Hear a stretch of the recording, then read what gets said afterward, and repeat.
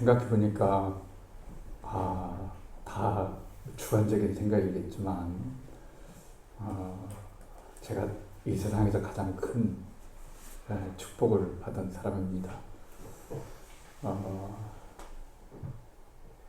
어떻게 제가 아무리 생각해도 하나님을 믿고 목사의 길을 걷고 34년 동안 주님의 은혜로 걸어왔는지 꿈만 같고 또 제 인생의 가장 중요한 부분을 여러분과 함께 또 여러분도 마찬가지죠.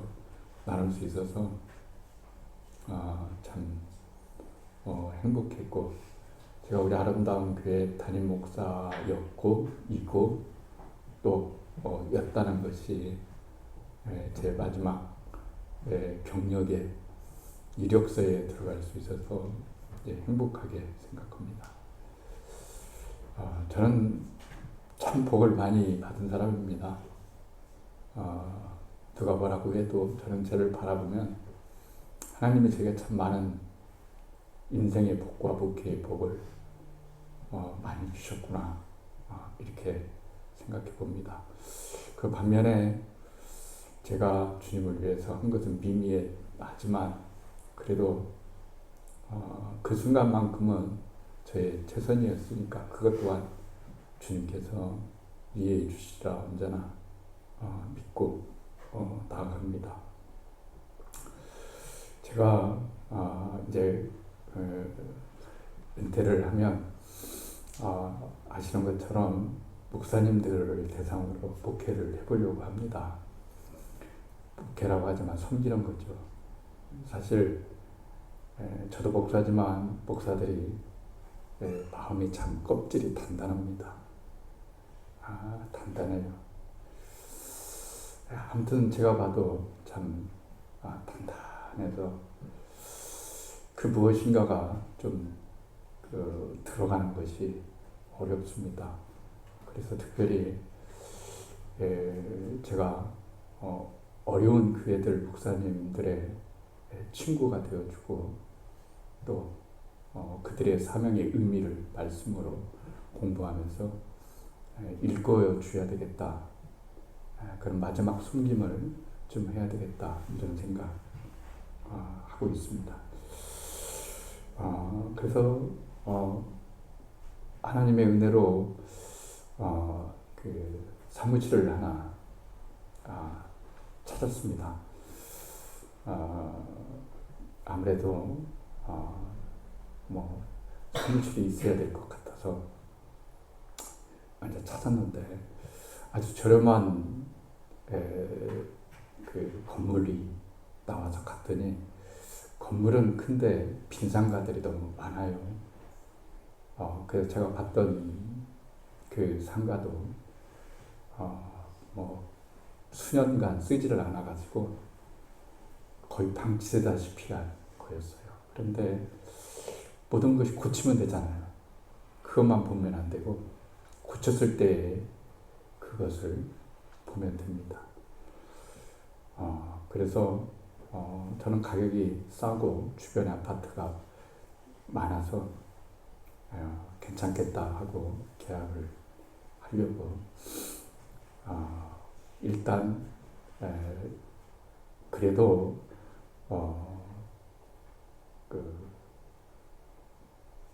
도리는 지켜야 되겠다 이렇게 생각을 해서 저와 상관은 없지만 제가 그 교회 거기다 교회를 세우는 것도 아니고 그냥 사람들 모여서 성경 공부하고 모임 갖고 그런 용도로 사용하고 제 책 집필하는 용도로 사용하려고 하는 거기 때문에 그렇지만 그래도 좀 마음이 걸려서 3층에 교회가 하나 있고 지하에 교회가 하나 있습니다.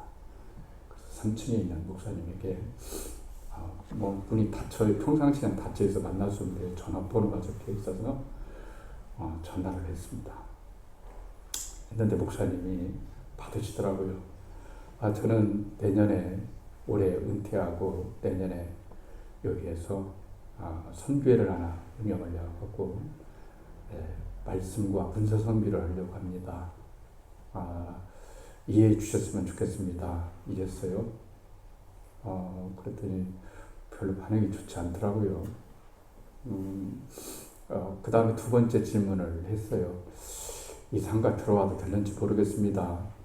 뭐 상가 분위기는 좀 어떻습니까? 그랬더니 목사님이 안 들어오는 게 좋겠다고 그러더라고요. 왜냐하면 비전이 없다고. 이 상가 빈 건물이 너무 많고 닫아가려고 하는데 왜 들어오냐고 그러더라고요. 근데 저는 그것보다는 가능성을 보고 뭐 건물로 선교하는 건 아니잖아요. 그렇죠? 공간이 저한테 필요한 거지 뭐 다른 것이 필요한 건 아닙니다. 어쨌든 그 목사님은 반대했습니다. 그냥 다른 데 찾아보면 좋겠다 이렇게 하시더라고요. 그런데 다른 대안이 없어요. 그쪽이 가장 본중에는 저렴하고 또 제가 볼 때는 30년이 됐어도 뭐 고쳤으면 되겠다 이렇게 했습니다.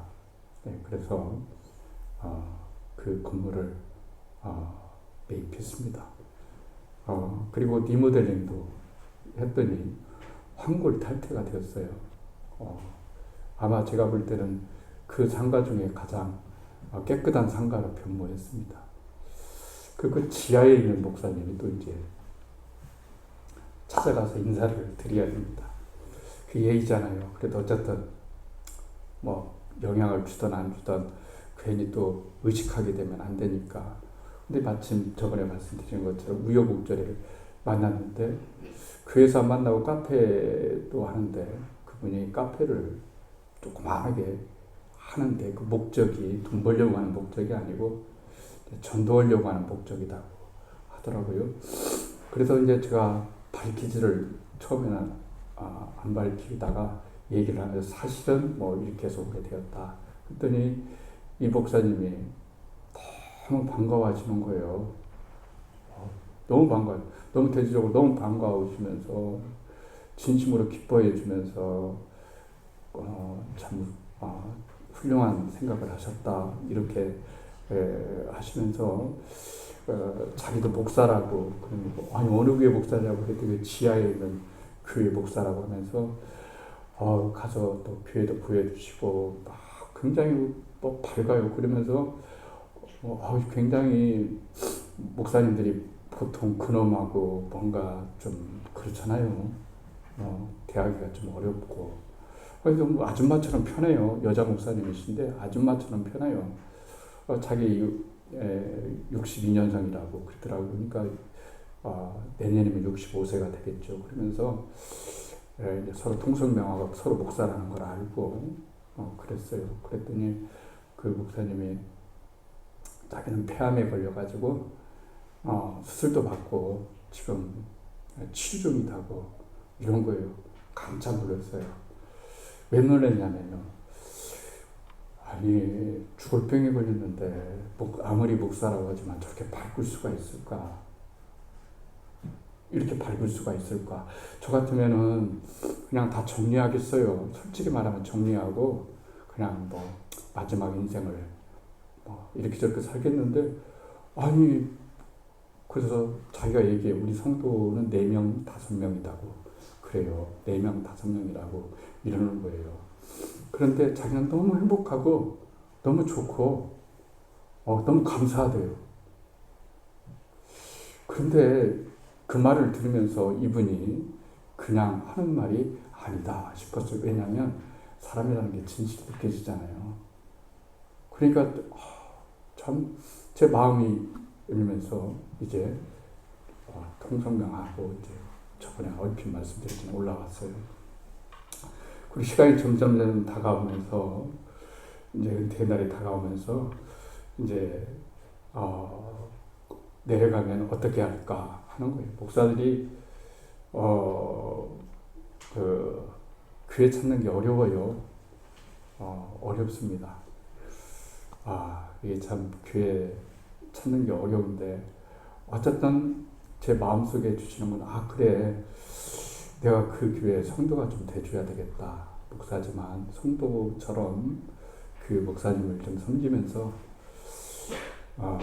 혹시나 내가 글을 쓰면서 만나는 사람이 있으면 그 교회 전도를 좀 해줘야 되겠다. 이런 생각이 들더라고요. 그래서 이제 교회를 어느 교회 다녀야 되겠다 하는 것은 정리가 좀 돼서 그 교회 그 목사님 뭐 건강이 언제까지 허락될지 모르고 제가 뭐 알 수는 없는 거지만 좋은 인연이라 하나님이 맺어주신 인연이다 이렇게 생각하고 그분을 함께 뭔가 힘이 되어줬으면 참 좋겠다 하는 거. 그러니까 저도 그 일에 굉장히 감사하고 또 이제 내려가면 그분하고 또 이런저런 얘기하면 하나님의 섭리가 또 어느 정도 나타나겠죠.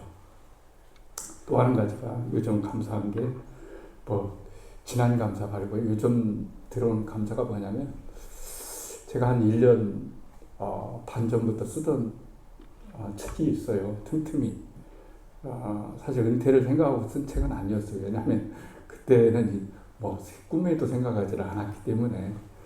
근데 이게 밀어주다 보니까 이제 나오게 됐는데 요즘 내년 1월을 목표로 해서 그 책이 나오면 그 책을 가지고 여수에 내려가서 목사님들을 중심으로 읽어보라고 하고 그리고 은혜 받으면 성경 공부시키고 그리고 그 성경 공부한 것을 성도들에게 그 목사님이 가르쳐주고 이게 굉장히 내적으로 튼실해지는 사명일 수도 있겠다 하는 생각이 저에게 들었어요. 요즘 제가 조금 죄송합니다만 바빠요. 여러 가지 바쁜 것도 있지만 내년 1월까지는 이제 책이 나와야 되기 때문에 계속 이제 원고를 이제 하는데 이제 출판사에서 원고 계약을 했어요. 그래서 예전에 나왔던 책을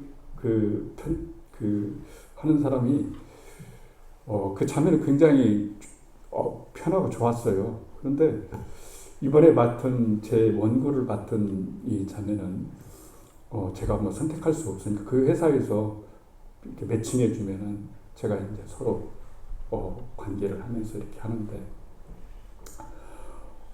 굉장히 까다로운 거예요. 까다로운 거예요. 이것도 목사님 다시 읽어보시고 조정해 주시고 또 여기에는 또 그 인용구를 찾아가서 페이지도 정확하게 기록해 주시고 이러니까 순간 불편함이 드는 거예요. 그냥 넘어가도 될 것을 뭐 저렇게 하나. 뭐 이런 생각이 드는 거예요. 처음에는 좀 불편했어요. 그런데 제가 이제 이삿짐을 가지고 계속 좀 눈코 돌 데 없이 이렇게 계속 또 제가 인용한 책들을 다 확인하면서 점검하고 문맥은 맞는지 단락을 조정하고 이렇게 딱 하는데 주님께 너무 감사한 거예요. 왜 감사하냐면은 제가 하자는 대로 이렇게 했으면 이 책이 부끄러울 뿐 알았다. 뭐 전체적으로는 그렇지 않아도 한 부분에 아쉬운 감이 있었겠다. 뭐든지 아쉬운 감은 다 있었겠지만 이 자매가 나한테 그런 요구를 자꾸 하니까 저는 더 세밀하게 해야 되고 그래서 이전에 원고를 냈던 것보다 지금 제가 굳히고 냈던 이 원고 부분이 훨씬 더 매끄럽고 좋은 내용으로 탈바꿈되어지는 그런 게 되어서 진짜 하나님 앞에서 우리가 인생을 살아가면서 처음에는 힘들다 어렵다라고 생각하지만 나중에 보면은 그것이 다 오히려 감사로 돌아오는구나. 그래서 제가 요즘 거꾸로 그 자매에 대해서 감사하고 있다니까요. 감사하고 있습니다. 그냥 목사님이 쓴 책이니까 설렁설렁 안 넘어가지고 정확하게 짚어주고 정확하게 해주니까 처음에는 힘들었지만 이게 한번 나오면 고칠 수도 없잖아요. 혹시나 책이 잘 팔려서 재판 3판 나오면 그때 교정은 할 수 있겠지만 전체적으로 교정하는 건 어려운데 그런 게 있습니다. 그래서 그렇구나. 하나님께서 참 우리의 인생에 관여해 주시고 함께 해주셔서 너무 감사하다 이런 생각해 봅니다. 제가 아까 그 여자 목사님, 폐암 걸리신 목사님을 얘기했는데요. 그분 앞에 서니까 제가 좀 작아지더라고요. 그분이 내가 그분보다 죄송한 얘기지만 지식은 더 많을 수 있을 수 있어요. 그런데 하나님 앞에 섰을 때 그의 살아가는 모습을 보니까 나는 한 방에 날아갔더라고요. 나 저렇게 감사할 수 있을까?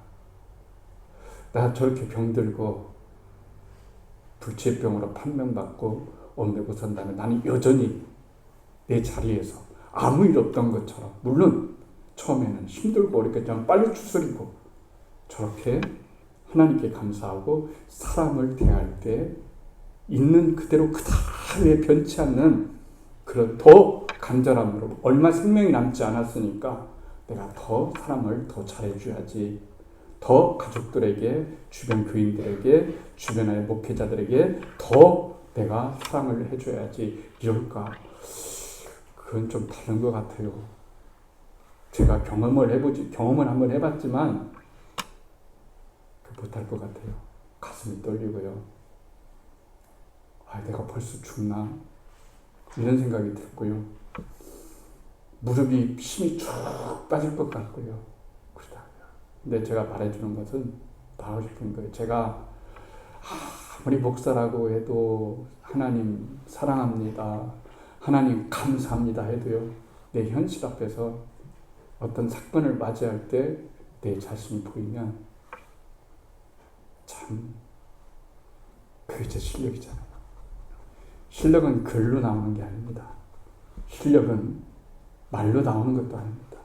실력은 내가 하나님 앞에 섰을 때 그럼에도 불구하고 여전히 그건 그거고, 내 삶은 내 주어진 삶까지 감사하면서 살아가야 되겠다는 그런 마음이 나오는 거예요.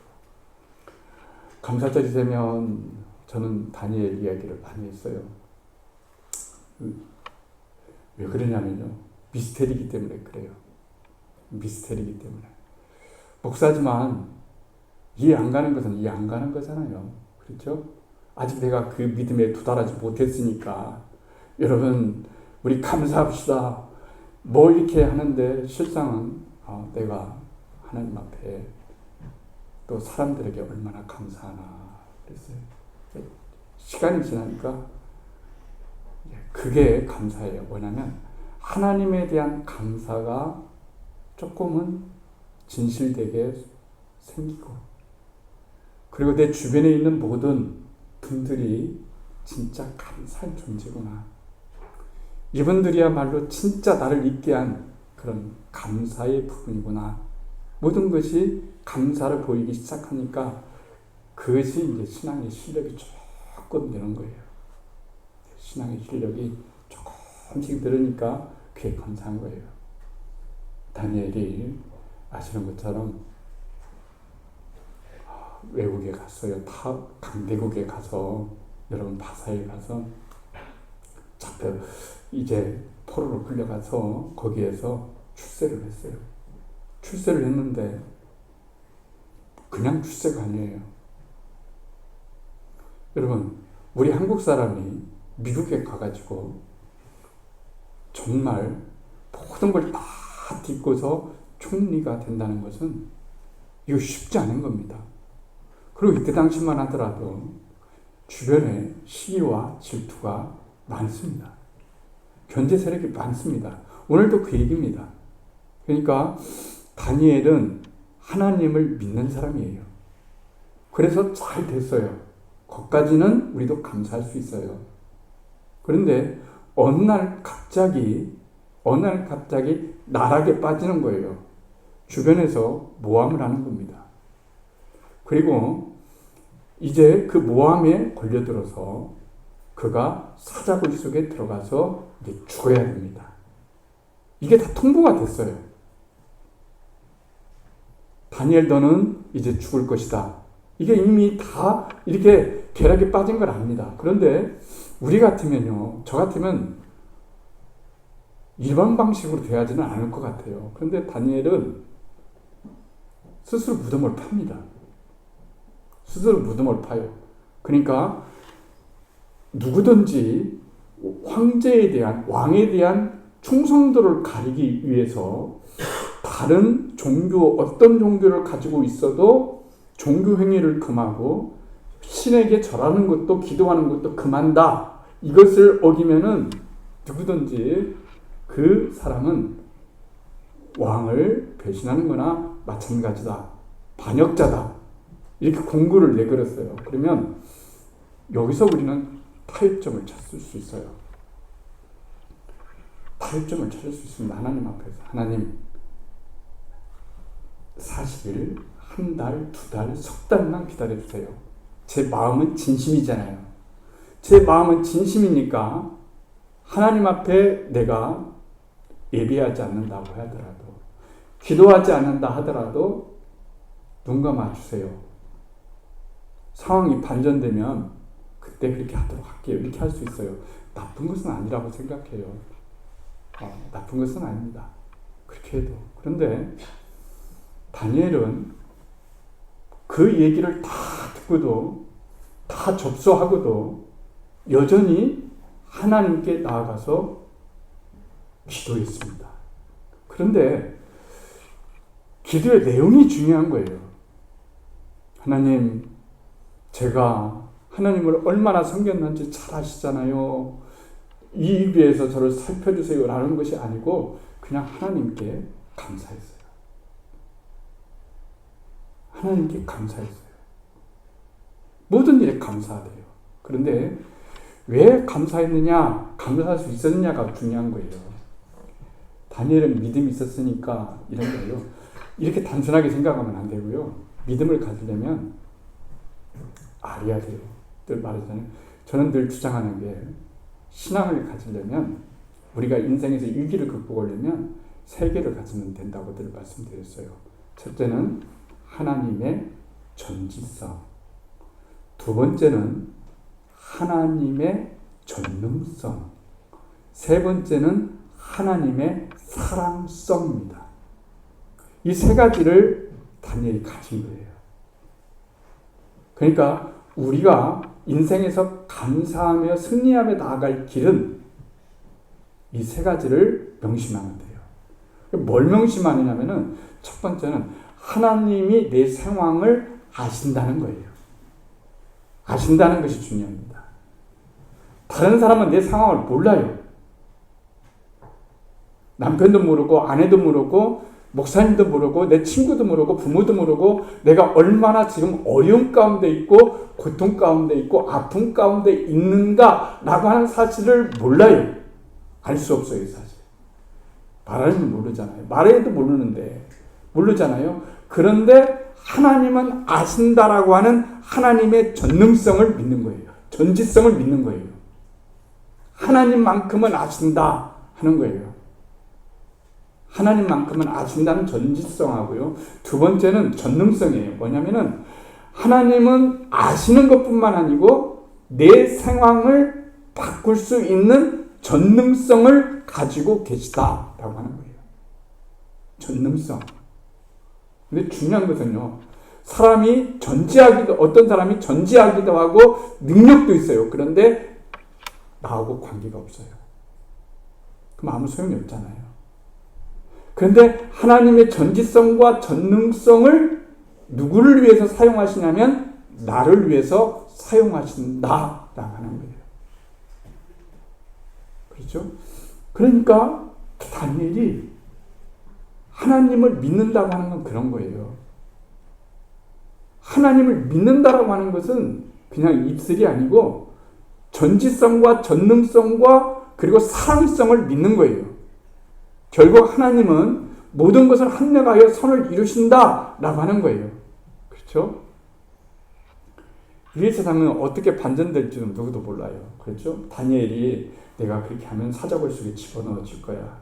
집어넣어진다 할지라도 하나님이 사자의 입을 막으셔서 나를 살리시고, 그리고 일이 역전되어서 나를 다시 총리로 복권시켜 주시고 나보다 내 인생을 탄탄하게 해주실 거야. 이런 스토리를 임하지 않았거든요. 그건 사람의 생각입니다. 그건 희망사항이에요. 될 수도 있고 안 될 수도 있는 건데 다니엘은 거기까지 생각하지는 않았어요. 그냥 죽으면 죽으리다 하는 거죠. 그냥 주님이 알아서 하시겠지 이런 거예요. 주님이 알아서 하시겠지 그런 겁니다. 그래서 그는 살아났어요. 저는 우리가 감사할 수 있다는 것이 참 축복입니다. 감사합니다 하는 것이 이게 기적이더라고요. 그냥 나오는 게 아니더라고요. 이게 참 기적이 불치병에서만 낫는 것이 기적이 아니고 내가 하나님께 감사하고 사람에게 너무 감사해요. 너무 감사하잖아요. 세상에 감사하지 않은 사람은 없어요. 그 사람 때문에 내가 살아가는 거예요, 사실. 그렇죠? 너무 감사하잖아요. 우리 최지연 성도님이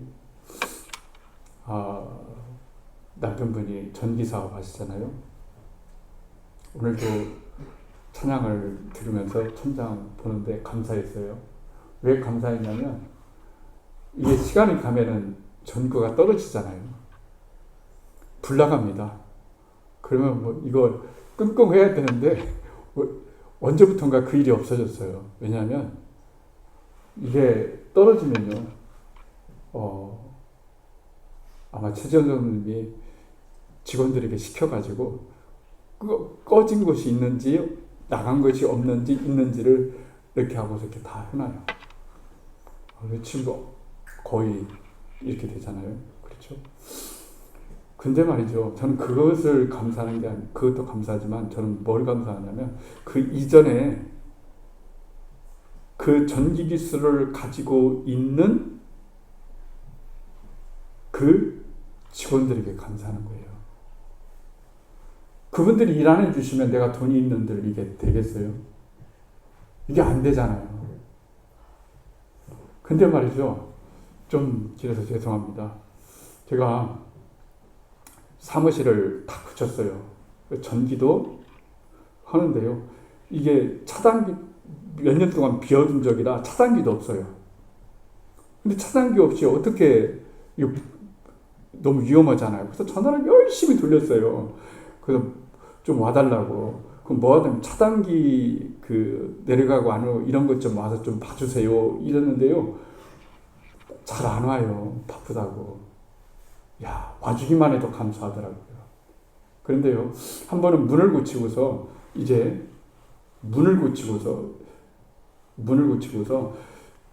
열쇠를 하면은 이게 안 되니까 그 키번으로 바꿨어요. 키번으로 바꿔서 열쇠공이 달아주는 사람을 불렀어요. 불렀더니 이분이 왔어요. 그러면서 열심히 불러요. 그래서 얼마냐고 했더니 너무 값을 많이 부르는 거예요. 이럴 때는 제가 어떻게 해야 되지 하는 생각이 들었어요. 그래서 그냥 사는 방식대로 살자. 그냥 부르는 대로 주자. 다 나머지 있으면 이분 도와준다고 생각하고 그냥 무조건 주자. 저는 그런 주의자예요. 그냥 그렇게 살아왔기 때문에 그랬어요. 들었어요. 그런데 오후쯤 돼서 이분한테 전화가 왔어요. 뭐라고 전화가 왔냐면, 사장님, 돈을 돌려드려야 되겠대요. 그래서 왜 돌려드리냐고 했더니 자기가 생각해 보니까 자물쇠 값을 너무 많이 받은 것 같다고 돌려드리겠다고 계좌번호 좀 불러달라고 하는 거예요. 왜 그분이 그런 생각을 하셨는지는 저는 잘 모르겠어요. 그때도 저는 참 감사했어요. 그러니까 여러분, 감사절에 우리가 거창하게 감사가 따로 있겠어요. 세밀하게 개입하시는 하나님, 내 삶을 세밀하게 아시는 하나님, 모든 것들을 풀어주시는 하나님께 그때마다 하나님께 감사를 드릴 수 있다는 것이 감사예요. 그것을 드릴 수 있다는 것이 감사예요. 그렇잖아요. 너무 감사해요. 아무튼 여러분 감사합니다. 하나님께 감사, 여러분에게도 감사해요. 그냥 나머지는 그냥 수용했으면 참 좋겠다 하는 생각이 들어요. 남들이 가졌는데 못 가진 거, 왜 나는 못 가질까? 이런 것도 사실 저도 있어요. 남들은 그렇게 눈만 감으면 잠잔다는데 나는 왜 눈을 100번 감아도 못 잘까? 뭐 이런 거 쉽게 말하면. 근데 어느 순간부터 그냥 받아들이자. 그냥 감사로 받아들이자. 그래도 멀쩡하게 살아가고 있지 않냐. 그리고 일할 수 있는 힘도 주시지 않냐. 또 뭔가를 안 자니까 더 할 수 있도록 그렇게 해줄 수 있는 거 아니냐. 그냥 이렇게 모든 것들을 상황을 감사하게 살아가자 하니까 마음이 조금 편해지더라고요. 받아들여지고. 그러니까 여러분 큰 것에 감사하려고 하지 마시고 그냥 작은 것에 감사했으면 좋겠어요. 작은 것이 모아져서 큰 것이 되잖아요. 다 감사해요. 감사합니다. 다 무엇인가 누군가가 존재했기 때문에 감사해요. 아무튼 일일이 감사할 수는 다 없지만 감사절에 거창한 감사가 아니더라도 일상에서 하나님께 감사, 내 주변에 있는 분들에게 진짜 감사할 수 있는 그런 감사의 삶이 되기를 주님의 이름으로 축복합니다.